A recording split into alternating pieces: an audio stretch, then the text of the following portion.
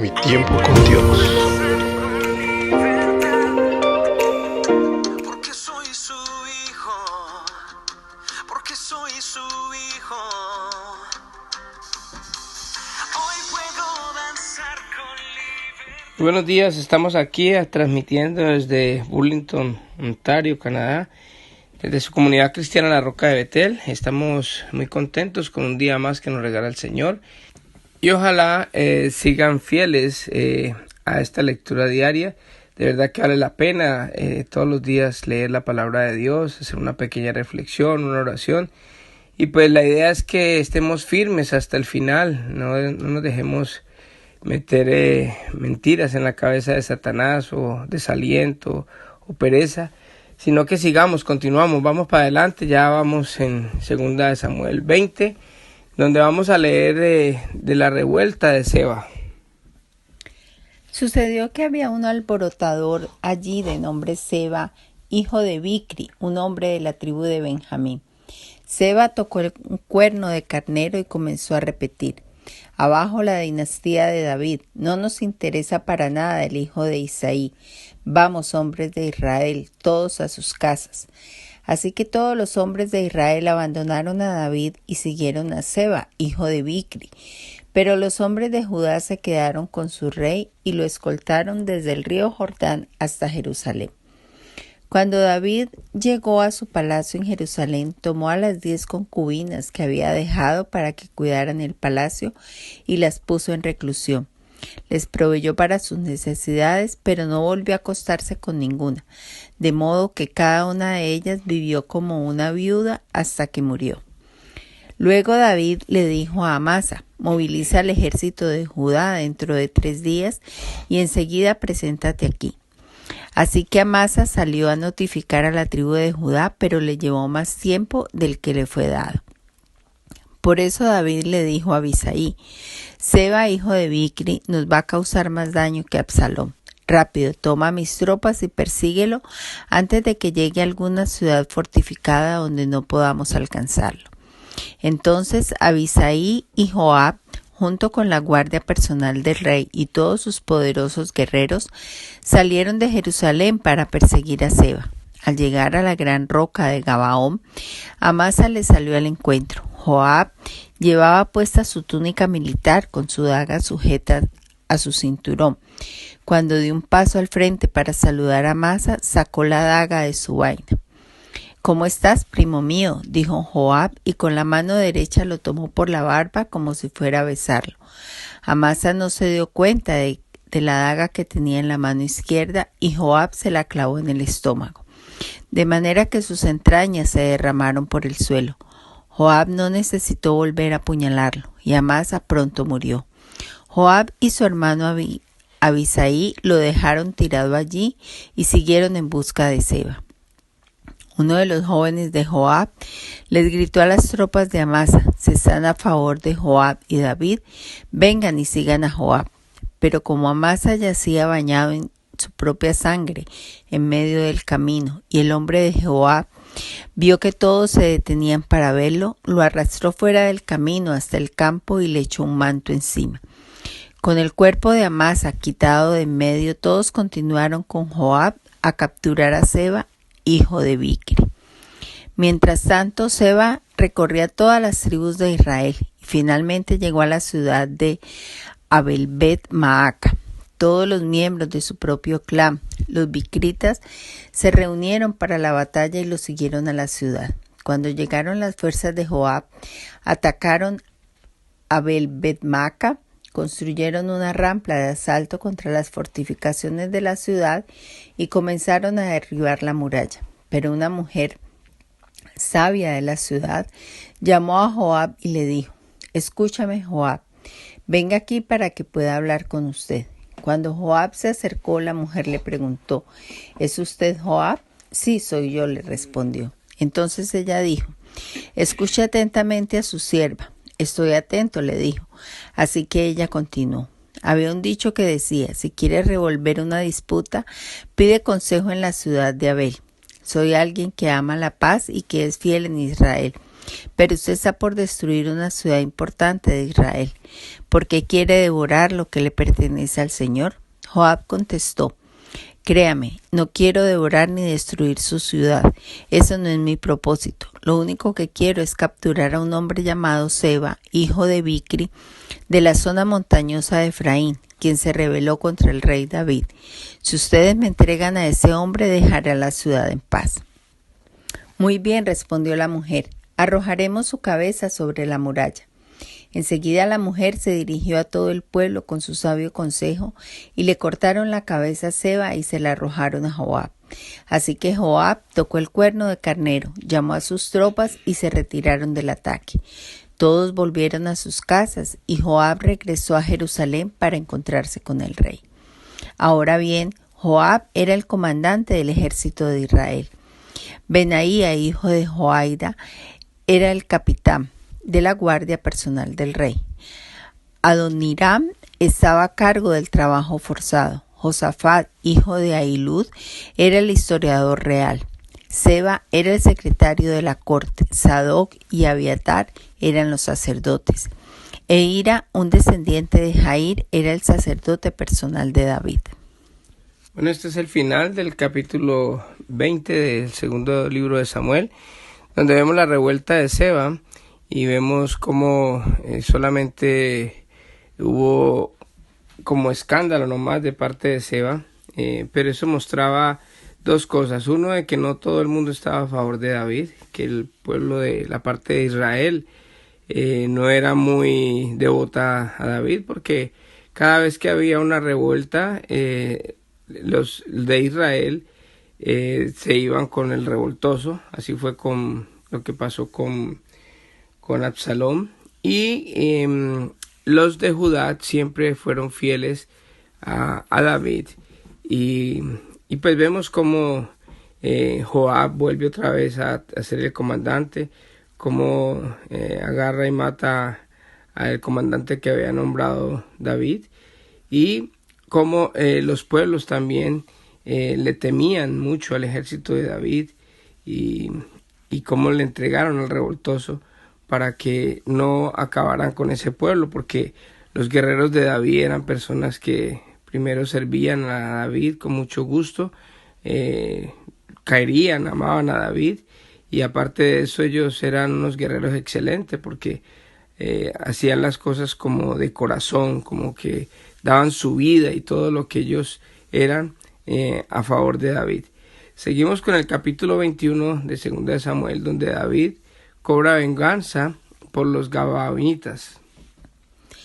Durante el reinado de David hubo un hambre que duró 3 años. Entonces David consultó al Señor y el Señor le dijo: el hambre se debe a que Saúl y su familia son culpables de la muerte de los gabaonitas. Entonces el rey mandó llamar a los gabaonitas. No formaban parte de Israel, pero eran todo lo que quedaba de la nación de los amorreos. El pueblo de Israel había jurado no matarlos, pero Saúl, en su celo por Israel y Judá, trató de exterminarlos. David les preguntó: ¿qué puedo hacer por ustedes? ¿Cómo puedo compensarlos para que ustedes vuelvan a bendecir al pueblo del Señor? Bueno, el dinero no puede resolver este asunto entre nosotros y la familia de Saúl, le contestaron los gabaonitas. Tampoco podemos exigir la vida de cualquier persona de Israel. ¿Qué puedo hacer entonces?, preguntó David. Solo díganme y lo haré por ustedes. Ellos respondieron: fue Saúl quien planeó destruirnos para impedir que tengamos un lugar en el territorio de Israel. Así que entréguenos 7 hijos de Saúl y ejecutemos delante del Señor en Gabaón, en el monte del Señor. Muy bien, dijo el rey, lo haré. Debido al juramento que David y Jonatán habían hecho delante del Señor, el rey le perdonó la vida a Mefiboset, el hijo de Jonatán, nieto de Saúl.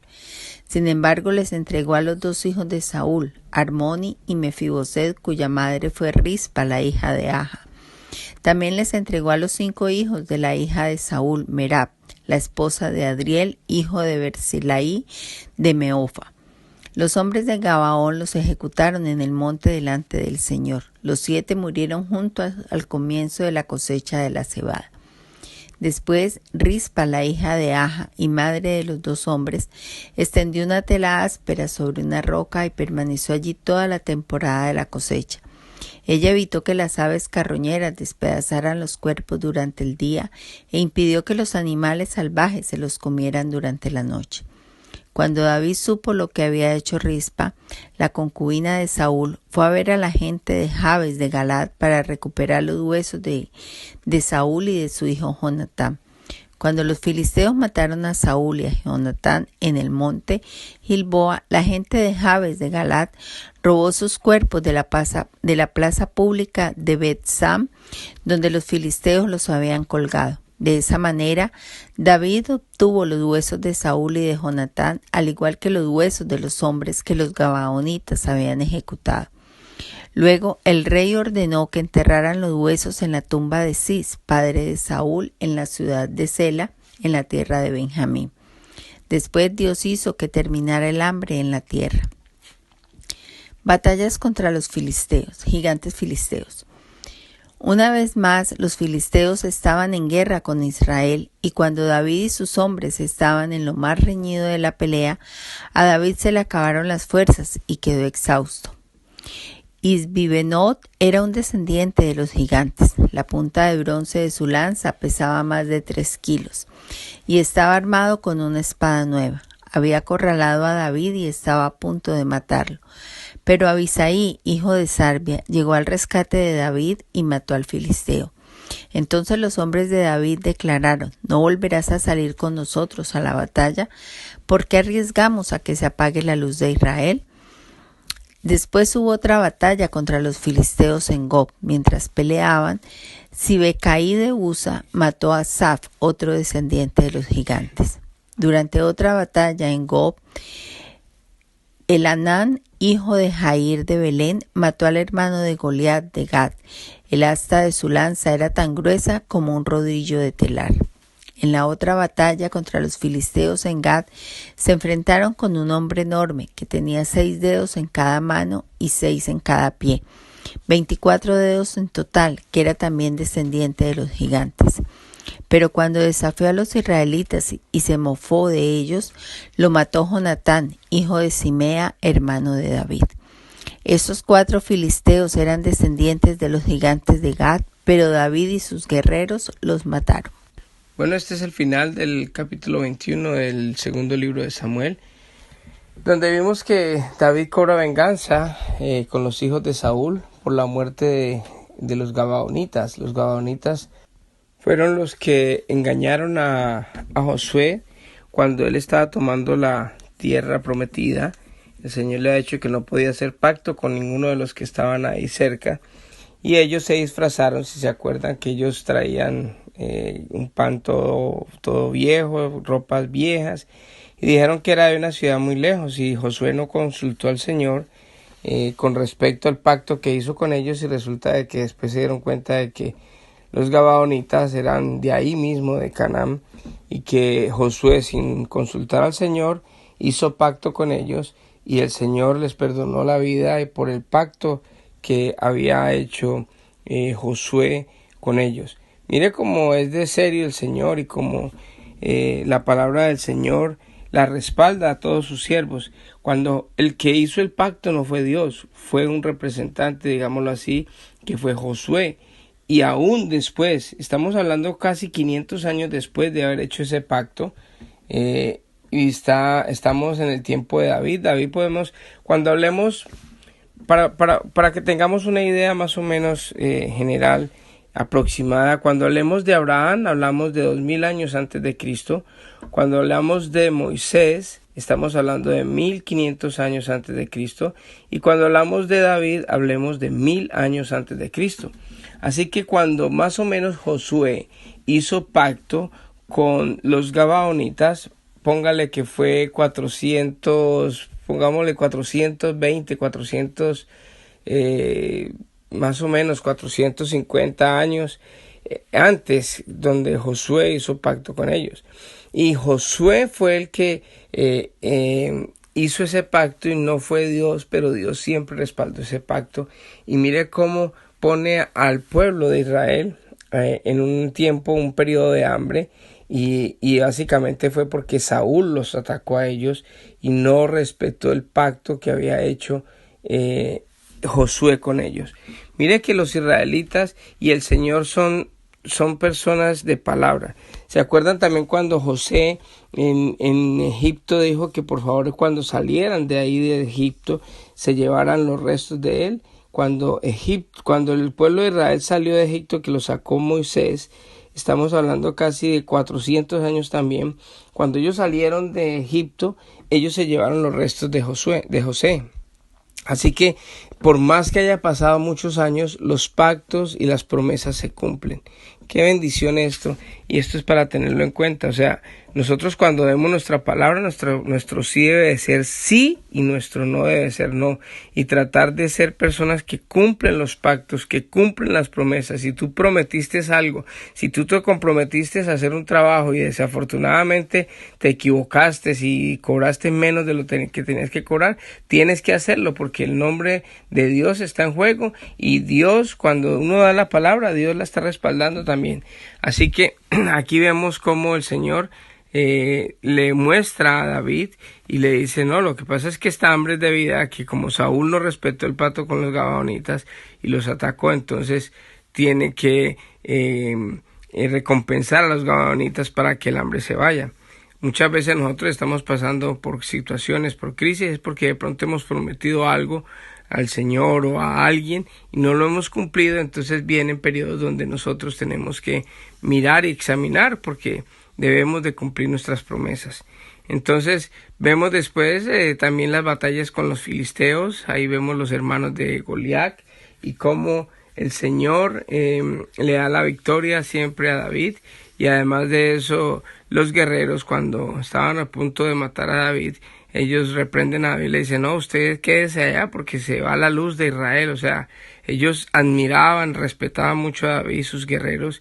Y qué bendición tener personas al lado de uno que le levanten las manos, que lo ayuden, que guarden su nombre, que den su vida por las personas, no tanto por uno en sí, sino por la amistad, por todo lo que Dios nos ha dado y porque es bonito uno poder servir a los amigos y poder amarlos, y dar su vida no es necesariamente morir por ellos, sino simplemente dar su vida es poder dar uno tiempo de uno para servirle a otra persona.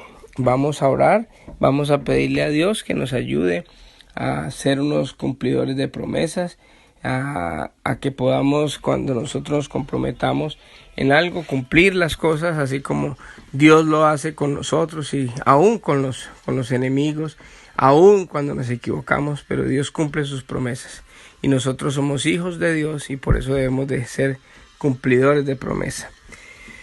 Vamos a orar. Señor Dios Todopoderoso, te damos gracias, Padre, por este hermoso día que nos regalas.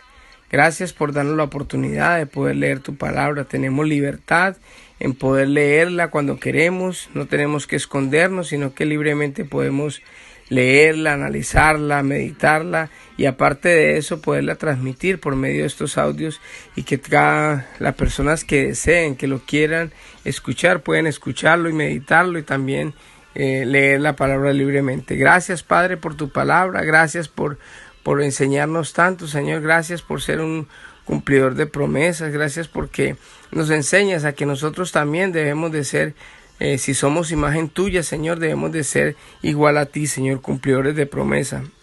Ayúdanos, Espíritu Santo, para que nuestro sí sea sí y nuestro no sea no. Que cuando demos nuestra palabra podamos cumplirla, así salgamos perdiendo el momento que demos nuestra palabra.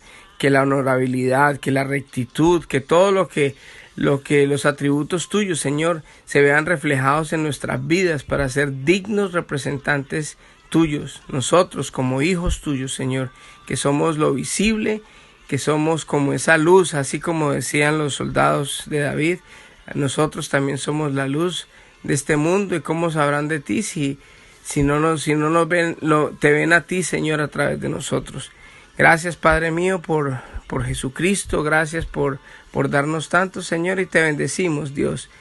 y te pedimos que nos continúes bendiciendo. Te pido por cada persona que escucha este audio para que tú le bendigas, Señor, y lo ayudes en todo lo que esté haciendo. Señor, a los enfermos te pido sanidad por cada uno de ellos, Señor. Gracias, papito lindo. En el nombre de Jesús, amén y amén. No olviden visitar nuestras páginas y recomendar estos audios. Están en nuestra página, en Facebook. Estamos como Iglesia Cristiana La Roca de Betel. Ahí está en el podcast Génesis y Éxodo. Vamos a empezar a meter los otros libros, pero mientras tanto pueden escucharlos en este momento en Facebook, en nuestra página. Que Dios les bendiga y que tengan un hermoso día.